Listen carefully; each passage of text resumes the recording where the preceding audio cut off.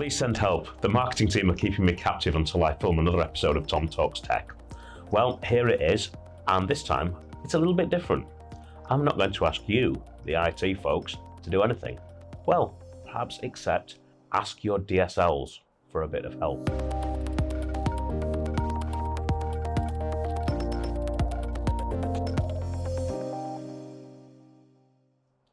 Increasingly, we've seen the DfE ask IT and our friends, the DSLs, to work together in harmony.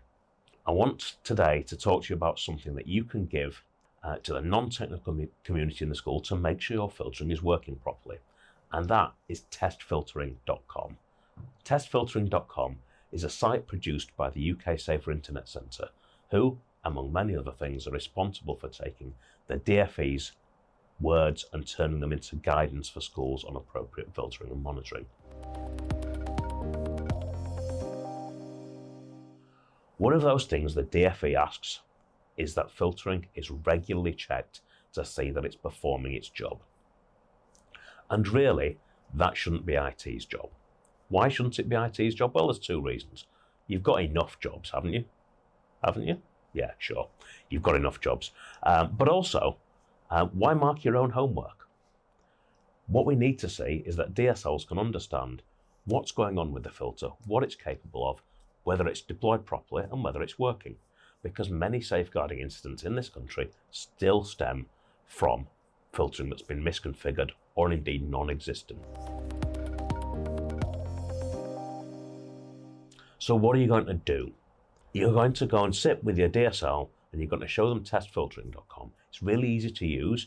You're going to need to choose school on that first page, put your school name in, put your postcode in and choose your filter. Hopefully that's Smoothwall filter.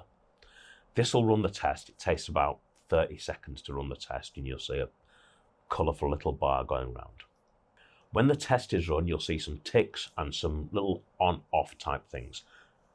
You're looking for a good bunch of green ticks and those big ticks at the top that show that the Internet Watch Foundation's lists are being filtered, that the counter-terrorism units lists are being filtered, and that pornographic sites are being filtered out.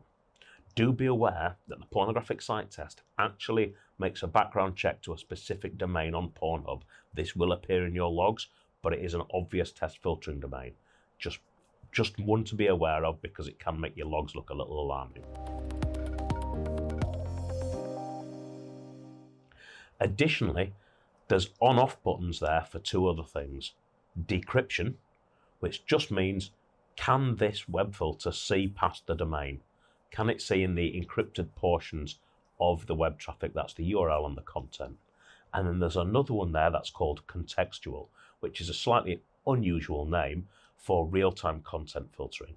If that's not lit, then you're not running a real-time content filter. If you've not got a real-time content filter, you're going to run into trouble with proxies and games and adult sites, as we've covered in other episodes of Tom Talks Tech.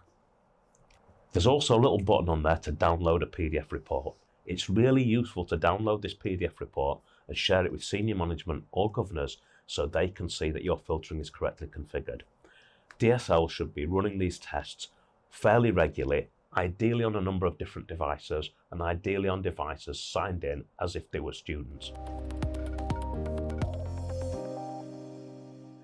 Test Filtering Plus is an option that you can take from the UK Safer Internet Centre. It costs a few pounds, but this can run the tests for you automatically, which is a real time saver. Although I'd still recommend occasionally running the manual test just so you can see it working on different devices.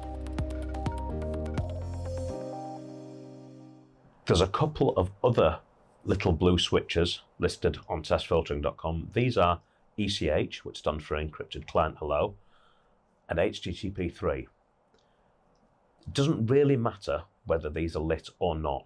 However, they can be a good troubleshooting technique. For example, if you're finding that Google searches aren't correctly classified and you're seeing ECH or HTTP3 lit on your network, that can be the reason why. Testfiltering.com includes really detailed explanations of all these things. So if you in IT want to go and dig deeper, those explanations are there. I would also say, if you're running Smoothwall and you're not seeing results from testfiltering.com, that fill you with confidence, please give us a call. It's really important that your filtering is configured correctly. If you don't have that decryption light lit, or you don't have that contextual light lit, you're probably not getting everything you can out of the Smoothwall filter. So let's get this working, let's fix it together, and let's get that testfiltering.com test fully passed. Thanks for watching. It's been great to have you here for another episode of Tom Talks Tech. I'm running out of new ideas to talk about, so if you've got some ideas, stick them in the comments, and maybe the marketing team will finally let me free. Thanks again. See you next time.